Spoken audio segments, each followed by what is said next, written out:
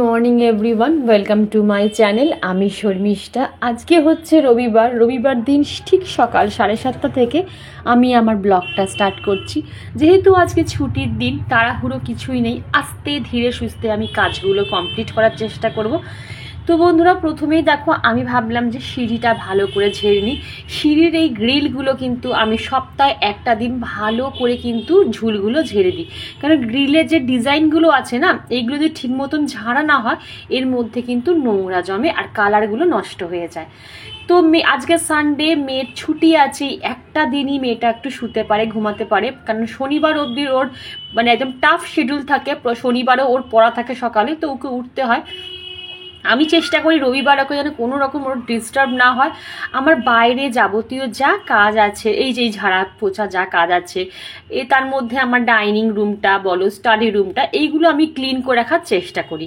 আর দেখো নিচে দিয়ে গেছে দুধ, সেই দুধটাও নিয়ে চলে এলাম, বাট এত তাড়াতাড়ি গরম করবো না, কারণ ওর উঠতে তো এখন মোটামুটি অনেকটা সময় লাগবে, তো ততক্ষণ ঠান্ডা হয়ে যাবে। তো আরেকটু পরে আমি দুধটা জাল দেবো। তো সেটা রান্নাঘরে রেখে দিয়ে চলে এলাম আমার এই সামনেটা, মানে এন্ট্রান্সে চলে এলাম। আর আমার এন্ট্রান্সটা কিন্তু এইরকম সুন্দরভাবে ডেকোরেশন করা আছে। ছোট থেকেই একটা স্বপ্ন দেখতাম, সুন্দর ঘর, বিশাল বড় কিছুর স্বপ্ন দেখতাম না, যে একটুখানি জায়গা হবে যেখানে আমি সুন্দর করে সাজিয়ে গুছিয়ে সব জিনিস রেখে দেওয়ার চেষ্টা করব। সেটাই আমি প্রত্যেকটা দিন মেনটেন করার চেষ্টা করি। স্বপ্ন দেখলেই হলো না, স্বপ্নটাকে কিন্তু বাস্তবায়িত করতে হয়। তো আমাকে আরেকজন সাবস্ক্রাইবার বন্ধু, বোধহয় নামটা আমার ঠিক মনে পড়ছে না, ও আমায় কমেন্ট করে বলেছিল, এর আগেও কিন্তু আমি এর আনসারটা দিয়ে দিয়েছিলাম, তাও তোমাকে আরেকবার রিপিট করছি। আমি যে সকালে মেথি মৌরির জলটা খাই, সেই মেথি মৌরিটা আমি কি করি দেখো বন্ধু, আমি সপ্তাহে 3 থেকে 4 দিন এই মেথি মৌরির জল খাই। তো এত মেথি মৌরি স্টোর করে তো আমার লাভ নেই। যেটুকু আমার দরকার, তোমরা কিন্তু পারলে এগুলোকে শুকিয়ে দিতে পারো। এটা তোমরা ফোড়নের কাজ করতে পারো, মানে ফোড়ন হিসাবে তোমরা কাজ করতে পারো। আর যেটুকু এক্সট্রা থাকে সেটা তোমরা কি করে ফেলে দিতেই হবে, কিচ্ছু করার নেই। আর আমার সকালবেলা ঘুম থেকে উঠে আমার সবচেয়ে প্রিয় কাজ হচ্ছে প্রত্যেকটা ঘরের জানলা খুলে ফ্রেশ এয়ার ঘরে ঢোকানো। আর দেখো এই যে আমার যে উল্টো দিকে ছাদ বাগানের ডালিয়া না, সূর্যমুখী গাছগুলো কতটা বড় হয়ে গেছে। একদম ছোট ছিল, এখন বেশ বড় হয়ে গেছে। আমার সব চারাগুলোতে চড়াই পাখিতে খেয়েই যাচ্ছে। মানে এতগুলো চারা গাছ কিনেছিলাম, তার মধ্যে 2 কি 3টে বাঁচিয়ে রাখতে পেরেছি। জানো কি করব বলো, সব চড়াই পাখি আর কাকে এসে চারা গাছগুলো মুড়িয়ে খেয়ে যায়। তো এইবারে ভাবলাম না, ডাইনিং রুমটা ঝেড়ে নিই। আর দেখো কথা বলতে কিন্তু আমি আমার ডাইনিং রুমটা, মানে সোফা কাম বেডটা কিন্তু ঝেড়ে নিলাম। আমাকে দিদি জিজ্ঞাসা করেছিল যে এই সোফা কাম বেডটা কিসের, এটা কিন্তু কাঠের তৈরি। এটা আমি অর্ডার দিয়ে পছন্দ করে তারপরে কিন্তু বানিয়েছিলাম। আমার কাঠের জিনিসের ওপর একটু লোভ বেশি আছে, কারণ কাঠটা একটা শৌখিনতাই কিন্তু আলাদা, বাট মেনটেনটা ঠিক মতন যদি না করতে পারো তাহলে কাঠের যে গ্লেজটা আছে না, সেটা কিন্তু নষ্ট হয়ে যায়। তো এইদিকে আবার চলে এলাম আদা রসুন বাটাটা বার করতে, আর কিছুটা ডাল বাটা ছিল সেটাও বার করব, কারণ আজকে আমি করব টক। তো যাই হোক, ওগুলো বার করে রেখে চলে এলাম। আবার আমি কিন্তু ডাইনিং রুমটা, এই পোর্শনটা এবারে আজকে আমি ক্লিন করব। সানডে আমি একটু ক্লিনিংয়ে বেশি ঝোঁক দিই, যেইগুলো আমি সারা সপ্তাহে করে উঠতে পারি না সেইগুলো কিন্তু সানডে করে রাখার চেষ্টা করি। তাহলে কি হয়, আমার একটু সোমবার মঙ্গলবার একটু চাপটা আমার কম হয়, যে না আমি এইটা রবিবার করে রেখেছিলাম। তো এইবারে আমি আবার রান্নাঘরে চলে এলাম। সকাল 7টা থেকে আমার চরকি নাচন নাচে, একবার ডাইনিং, একবার স্টাডি রুম, একবার বেডরুম, একবার কিচেন। যখন যেটা পারি না সময় মতন করে নেওয়ার চেষ্টা করি। এইরকম না যেটার পরে এটাই করতে হবে, ওটার পর এটা করতে হবে। যে কাজটা আমার হাতের সামনে থাকে আমি সেটা করে রাখার চেষ্টা করি। যে কাজটা আগে করলে আমার সুবিধা হবে সেই কাজটা আমি আগে করি। যেমন ধরো ভাতের চালটা আমি ভিজিয়ে রেখে দিলাম, কিছুক্ষণ ভিজুক, ততক্ষণ কিন্তু আমি অন্য কাজ করে আসতে পারবো।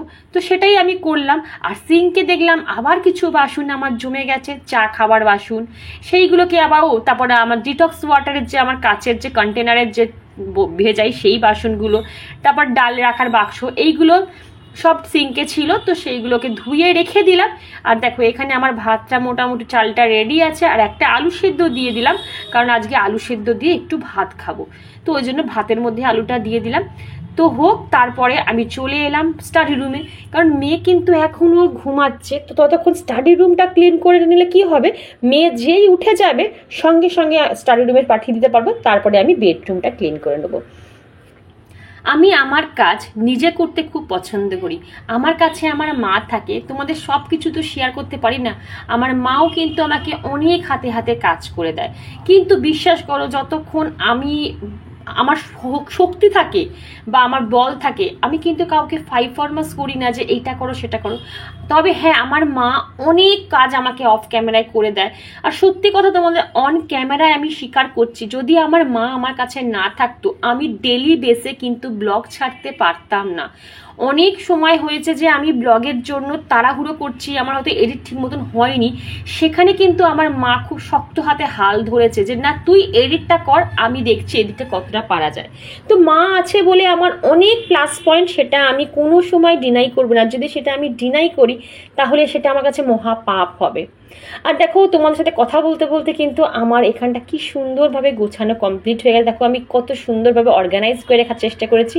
আর এই ঝুড়িটা দেখছো, এই ঝুড়িটার মধ্যে আমার মেয়ের যত কি বলবো ওই পাউচ আছে, পেন্সিল পেনের যে পাউচগুলো থাকে বা পেন্সিল বক্স, অনেক টুকিটাকি জিনিসগুলো আমি ঝুড়ির মধ্যে রাখার চেষ্টা করেছি, যাতে এদিক সেদিক যাতে জিনিসগুলো না পড়ে থাকে। তো এইবারে চলে এলাম মেয়ের ঘরের উইন্ডোর পাশটা ক্লিন করতে।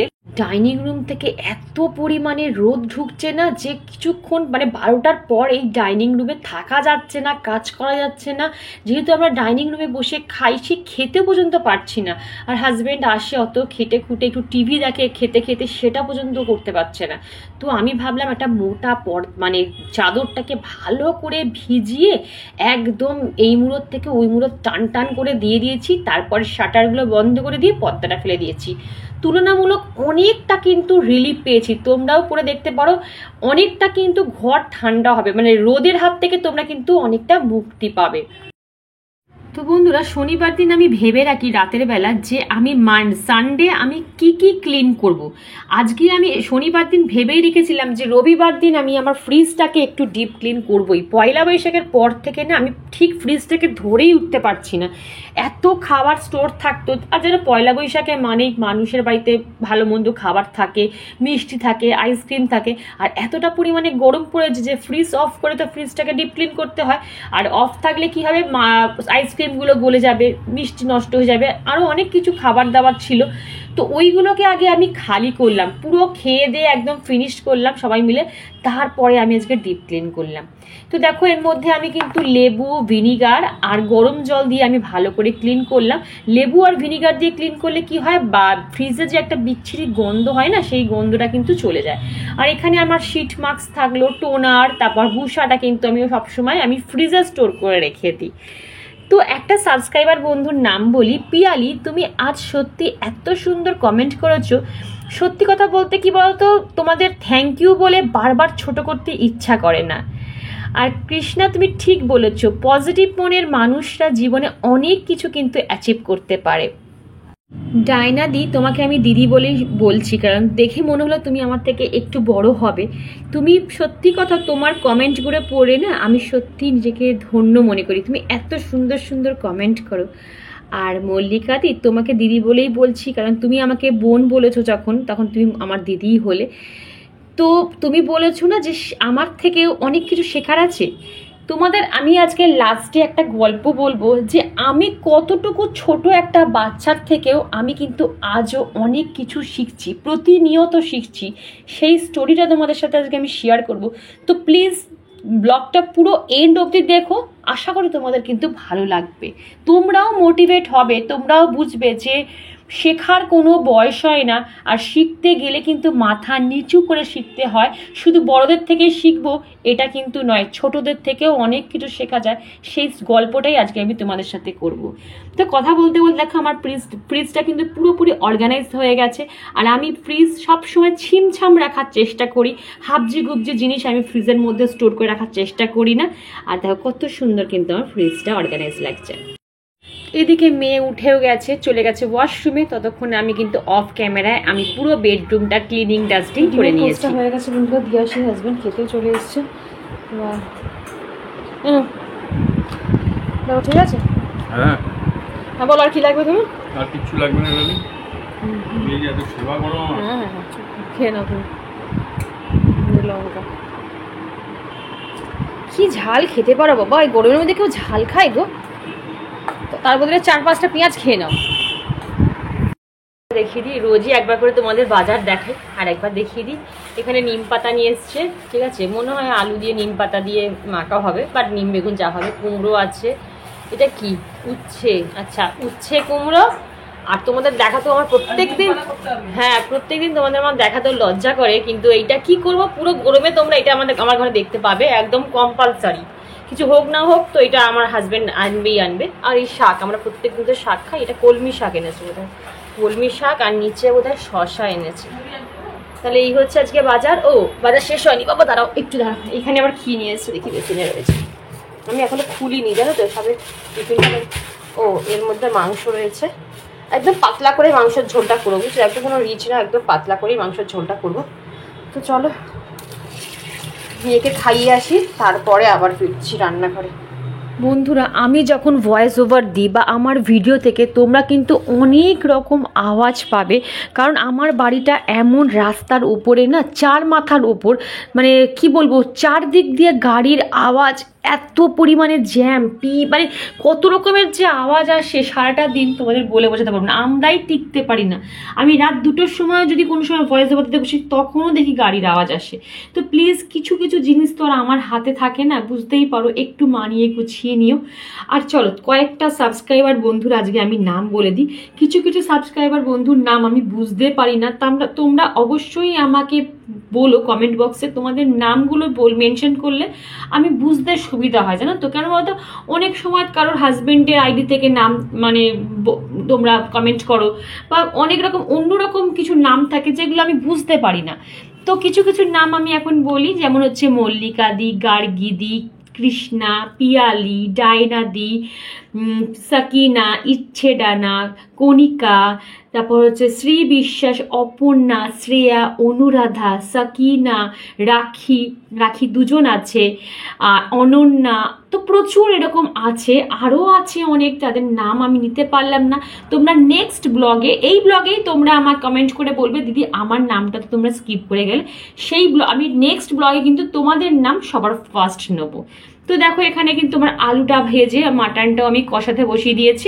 এই যে মশলাটা দেখছো না, এটা কিন্তু আমি মানে সেই গোলাবাড়ি স্টাইলে যে মাটনটা করে যে মশলাগুলো লাগে, সেটা আমি না একবারে করে রেখে দিয়েছিলাম। তো সেটাই আমি না একটুখানি দিচ্ছি, মানে এইটা যদি একটুখানি দিয়ে যদি মাংসটা রান্না করা যায় না, এত সুন্দর ফ্লেভার বেরোয়, পুরো অ্যারোমা, মানে এর মধ্যে অনেক কিছু আছে, তোমরা বলো আমি বলে দেবো কী কী মশলা আমি দিয়েছি। মানে পৃথিবীতে কত রকম যে জিনিস থাকে, মশলা থাকে, স্পাইসেস থাকে, তারা সব গুঁড়ো আছে, মানে সেই কি বলবো, জায়ফল, জয়ত্রী, লবঙ্গ, আরও এক্সেট্রা অনেক আছে। তোমরা যদি বলো তো আমি তোমাকে আমি পরের ভিডিওতে শেয়ার করে দেবো যে কী কী মশলা দিয়ে আমি এই মশলাটা করি। আর ঠিক এটা শুধুমাত্র আমি মাটনেই ইউজ করি, কিন্তু চিকেনে ইউজ করি না। তো এটা আর একটু কষবে, তারপরেই প্রেসার কুকারে দিয়ে দেবো। এইসব জিনিসগুলো না আমার ক্যামেরা বন্দি করে রাখতে খুব ভালো লাগে। কিছু কিছু জিনিস যেগুলো আমাদের সারা জীবন কিন্তু স্মৃতি হিসাবে থেকে যাবে। হয়তো কোনো সময় আমি ইউটিউব করব না বা এই প্ল্যাটফর্মে থাকবো না, কিন্তু ভিডিওগুলো কিন্তু, এই ক্লিপিংসগুলো কিন্তু আমার সারা জীবন কিন্তু এখানেই থেকে যাবে। যখনই ইচ্ছে হবে বা আমার মেয়েকেও যদি দেখানোর ইচ্ছা হয়, আমি কিন্তু এই ভিডিওগুলো খুলে খুলে ওকে দেখাতে পারবো।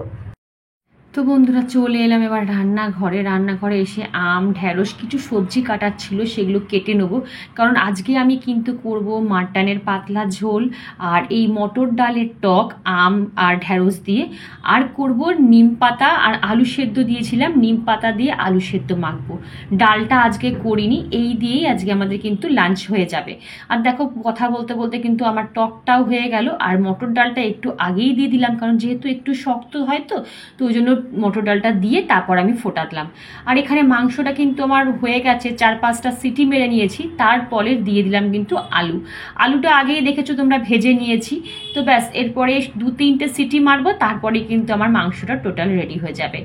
আর দেখো এখানে আবার নিম পাতাটা ভেজে নিচ্ছি, আলু সেদ্ধ করা হয়ে গেছে অলরেডি। ব্যাস এইটুকু করলেই কিন্তু আমার রান্না টোটাল কমপ্লিট হয়ে যাবে বন্ধুরা। চলো ছাদ থেকে ঘুরে আসি। বাবা কি অবস্থা এখানে আমার ফুল গাছগুলোর, পাটা এত ব্যথা করছে কেন কি জানেন, হাঁটুটা মুড়তেই পারছি না। কি অবস্থা, এই চেহারা যদি আবার হাঁটু ব্যথা হয় কোথায় যাবো বাবা। উফ, আজকে বেশি ফুল ফোটেও নি মনে হচ্ছে, এই গরমে না বেশি ফুল ফোটেনি। তাও তাড়াতাড়ি করে তুলে নিয়ে যাই, তাহলে কী হবে বলতো, নাহলে আরও ফুলগুলো খুব তাড়াতাড়ি শুকিয়ে যাবে। বাপরে বাপ কি রোদ, এখনই সবে কটা বাজে বলো, তাতেই এই রোদ। বেলায় উঠলে তাহলে কত রোদ হবে। আর এই গরমে জবা গাছে, আর দেখো এই গাছটা কত কড়ি এসছে, দেখো ভর্তি কড়ি হয়ে গেছে। মানে এগুলো সব কাল ফুটবে, ভাবতে পারছো গাছটার কী হাল হবে, পুরো ভর্তি হয়ে যাবে। আর দেখো এইবারে দেখো সব ফুলেরগুলো না ছোট ছোট হয়ে যাবে, যেগুলো শীতের ফুল সেগুলো এখন গরমে একদম কুকড়ে যাবে সব, ভাববেই না। কত ছোট ছোট হয়ে গেছে ফুল গাছ, ফুলের সাইজগুলো কত বড় ছিল। আর এরপর ছাদে আসা যাবে না, আমি তো এখন ছাদে সকালে সেই যে আসি, বেলাতে একবারও আসি না। শীতকালে কতবার আসি, এখন আর আসতে পারি না, কি গরম। আমি গামছা ফামছা মুড়ি দিয়ে তারপরে এসছি জানো, এত গরম লাগছে। তারা এই কটা রেখে দিই আগে, তারপরে আর আছে। হ্যাঁ এদিকে অনেকগুলো আছে, এদিকে অনেকগুলো আছে। ভেবেছিলাম জবা ফুলের আজকে বানাবো, এখানে পুরো হলুদ হয়ে গেছে, এগুলো এসে বিকেলবেলা পরিষ্কার করবো। এখন তো দাঁড়িয়ে দাঁড়িয়ে এগুলো তোলাই যাবে না। অনেক জবা ফুল ফুটেছে, তাই আমি ভাবছিলাম বোধহয় বেশি ফোটেনি, বাট অনেকগুলোই ফুটেছে। আগে যেন তো ভিডিও করতাম, এখন আর ভিডিও করতে পারি না এই গরমে এই রোদে। চলো, ও এখানে একটা সাদা আছে, বাবারে কি রোদ গো। চলো, আর এই কয়েনটাগর গাছটা দেখো পুরো সাদা হয়ে গেছে, কি সুন্দর লাগছে দেখো। থাক, আর এই কটাই আছে। চলো, আর দাঁড়াতে পারছি না, নিচে যাই। এই গাছটায় জল দেওয়া হয়নি, ভুলে গেছি। গুড ইভিনিং বন্ধুরা, এখন ঘড়িতে বাজে 7টা। দুপুরের পর থেকে আর আমি ভিডিও অন করতে পারিনি, তো এখন আবার ভিডিওটা অন করলাম। তো যাব একটু মেয়ের জন্য শপিং করতে, যেহেতু আমার মামাতো ভাইয়ের বিয়ে, তোমরা দেখতেই পারলে যে সেদিনকে ওকে আইবুড়ো ভাত খাওয়ালাম, ওরই বিয়ে। তাই সেই পারপাসেই মেয়ের জন্য একটা জামা কেনার আছে, একটা কি দুটো জামা কিনবো। অনেক দিন ওর জন্য কোনো জামা আমরা কিনি না, বিশ্বাস করো। ওকে যখনই বলি যে একটা জামা কেন সবসময় দেখ রিসেপশানে নিজের মামার বিয়ে, তোর মানে ওর মামার বিয়ে, তো ওকে বলি যে তুই একটা জামা কেন। কোনো দিনও আজ পর্যন্ত বলিনি যে মা বা বাবা আমাকে একটা জামা কিনে দাও, আমি বিয়ে বাড়িতে এই জামাটা কিনবো। একদম সিম্পলভাবে, তোমরা দেখেছো আমার মেয়েকে, একদম সিম্পলভাবে ও থাকে। ওর কোনো কোনো শো আপের ওর কোনো ব্যাপারই নেই। যখনই বলি তখন না কি হবে, আমার যা জামা আছে আমার সেটা দিয়ে হয়ে যাবে, কোনো দরকার নেই ফালতু খরচা করে। মানে এইরকম একটা বাচ্চা যে এতটা ম্যাচিউরিটি ভাবে কথা বলতে পারে, কথা বলতে পারে, বিশেষ করে আমি অত ওর বয়সে এরকমভাবে ভাবতেই পারতাম না। আমি যদি কোনো জিনিস ধরো অনলাইন এলো, ও ফার্স্ট দেখে যে এটা কি কিনেছি, আদৌ কি আমার দরকার। আর যদি দেখে যে না এটা কেনা মায়ের ঠিক হয়নি, ও আমাকে সঙ্গে সঙ্গে অন দ্য স্পট বলে যে মা, মেয়েদের কাছে এই জন্যই টাকা দেওয়া উচিত না, মেয়েদের হাতে এই জন্য টাকা রাখা উচিত না, কারণ মেয়েরা খুব মিসইউজ করে, না বুঝে জিনিস কেনে। মেয়েদের উচিত ব্যাংকে একটা অ্যাকাউন্ট খোলা, যখনই তাদের হাতে টাকা আসবে তখন তারা গিয়ে ব্যাংকে ফেলে আসবে। এই যে কথাগুলো, বিশ্বাস করো বাই গড, ঠাকুরের দিব্যি করে তোমাদের বলছি, আমি কোনো কিচ্ছু বানিয়ে বলছি না, সন্তানের নামে মারা বানিয়ে বলে না। আমি জানি না, তোমরা বলো না যে অনেকে বলে বয়সের সাথে সাথে বা অভিজ্ঞতার সাথে সাথে ম্যাচুরিটি আসে, আমিও তাই জানি, যার যত বেশি অভিজ্ঞতা তার তত ম্যাচুরিটি। কিন্তু ভগবান হয়তো কিছু কিছু মানুষকে হয়তো ছোট থেকেই ম্যাচিওর করে তোলে, যেটা আমার মেয়ের মধ্যে আমি দেখেছিলাম। আর ওর যাবতীয় জিনিসপত্র কেনা, ড্রেস পছন্দ করা সব ওর বাবা করে। আর আমি যেমন আমার হাজব্যান্ডের কথার বাইরে যাই না, ঠিক আমার মেয়েও ছোট থেকেই এই 15 বছর 16 বছর বয়স ওর বাবার কথার একদিনও বিন্দুমাত্র খেলাপ হয়নি। এই যে ড্রেসটা দেখছো, এটা কিন্তু ও ট্রায়াল দিল, ও বললো মা আমি এই ড্রেসটা পরবো না, আমি কমফোর্টেবল মনে করছি না, কারণ এটা হাঁটুর ওপরে। আজ পর্যন্ত আমি মেয়েকে হাঁটুর ওপরে কোনো ড্রেস মানে পরাইনি, ওর বাবা পছন্দ করে না। একটা সভ্য ভদ্র, কারণ আমরা সাধারণ ঘরের মানুষ, সাধারণ ঘরের বউ, সাধারণ ঘরের মেয়ে, যাতে বাইরে বেরোলে যাতে তার মা, তার বাবা বা তার দাদু বা প্যারেন্টসকে বলতে না পারে যে তার মেয়ে যাচ্ছে দেখো কীরকম বিধিবিচ্ছির ড্রেস করে। সেটা সবসময় আমরা মাথায় রাখার চেষ্টা করি, সেইভাবেই চলার চেষ্টা করি। তো যাই হোক, ওই ড্রেসটা আমরা নিয়ে নিই। তো এই 3টে লং যে দেখালাম তার মধ্যে 2টো লং নিয়েছি, তোমাদের সাথে শেয়ার করব কোন 2টো লং নিয়েছি। আর এটাই ব্লগে বলার ছিল। হ্যাঁ, এই যে লংটা দেখছো এটাও কিন্তু আমি মেয়ের জন্য নিয়েছি। একটা নিয়েছি রিসেপশনে পরার জন্য, আর একটা নিয়েছি এমনি বৌভাতে পরা, এই বিয়েতে পরার জন্য। একদম সিম্পল কোনো কিছু, দেখো মানে গর্জিয়াস টাইপ কিছু নেই, আমরা মেয়ে এগুলো পছন্দই করে। দেখো, সন্তানকে যেটা ছোট থেকে যেটার সাথে অভ্যস্ত করবে, সন্তান বড় হয়ে কিন্তু সেটাই অ্যাডাপ্ট করবে।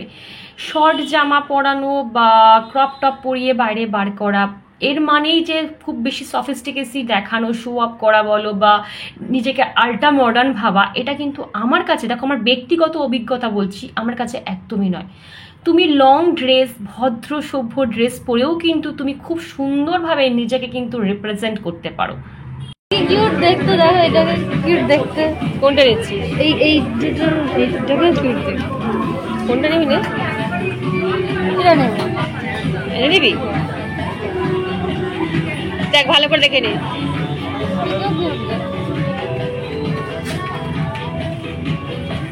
কোনটা নিচ্ছি? শিওর? তো বন্ধুরা, ভিডিওটা যদি ভালো লেগে থাকে তো অবশ্যই চ্যানেলটা সাবস্ক্রাইব করে আমার পাশে থেকে যেও। আর যারা এতক্ষণ ধৈর্য সহকারে আমার পুরো ভিডিওটা দেখলে আর আমার পাশে থাকলে তাদের অসংখ্য অসংখ্য ধন্যবাদ। ভিডিওটা আজকে আমি এইটুকুই রাখছি, কালকে আবার দেখা হবে নতুন একটা ইন্টারেস্টিং ব্লগ নিয়ে। তো দেখুন, সবাই খুব খুব ভালো থেকো, আমার সাথে থেকো। আজ এইটুকুই, টাটা।